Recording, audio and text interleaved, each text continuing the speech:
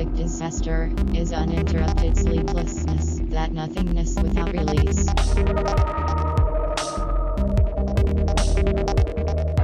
Better to be an animal than a man, an insect than an animal, a plant than an insect, and so on. Salvation, whatever diminishes the kingdom of consciousness and compromises its supremacy.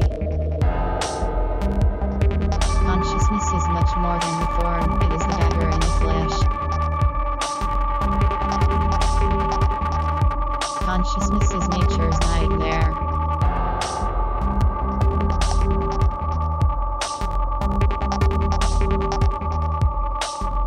When consciousness becomes independent of life, the revelation of death becomes so strong that its presence destroys all naivete, all joyful enthusiasm, and all natural voluptuousness. Equally empty are all man's finalizing projects and his theological illusions. To possess a high degree of consciousness, to be always aware of yourself in relation to the world, to live in the permanent tension of knowledge, means to be lost for life.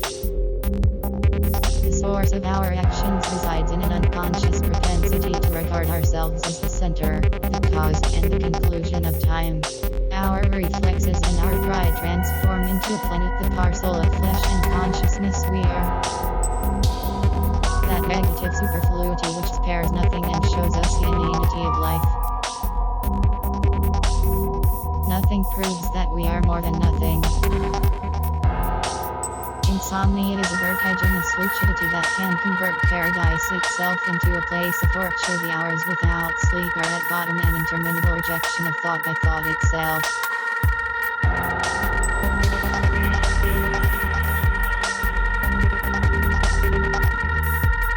You will suffer from everything, and to excess. The winds will scheme veils, every touch a dagger, smiles, slaps, trifles, cataclysms. Waking may come to an end, but its light survives within you. One does not see in the dark with impunity. One does not gather its lessons without danger.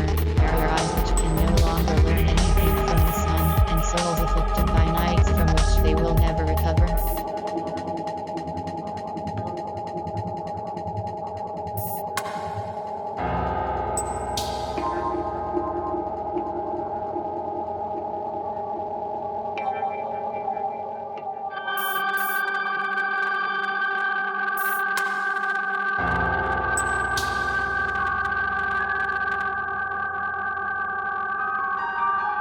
Why fear the nothing in store for us when it is no different from the nothingness which preceded us?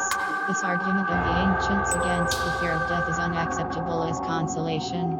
Before, we had the luck not to exist, now we exist, and it is this particle of existence, hence of misfortune, which dreads death. Particle is not the word, since each of us prefers himself to the universe, at any rate considers himself equal to it.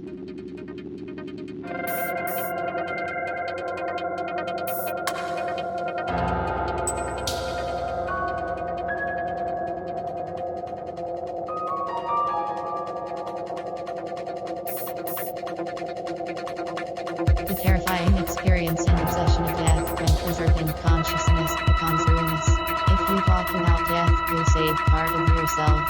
But at the same time, something of your real self dies, because objectified meanings lose the actuality they have in consciousness.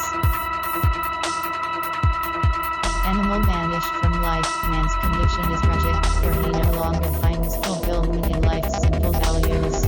For animals, life is all there is. For man, life is a question mark, an irreversible question mark, for man has never found, nor will ever find, any answers. Life not only has no meaning, it can never have one.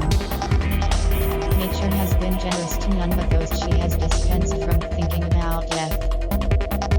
I was alone in that cemetery overlooking the village when a pregnant woman came in. I left at once, in order not to look at this corpse bearer at close range, nor to ruminate upon the contrast between an aggressive womb and the time-worn tunes between a false promise and the end of all promises.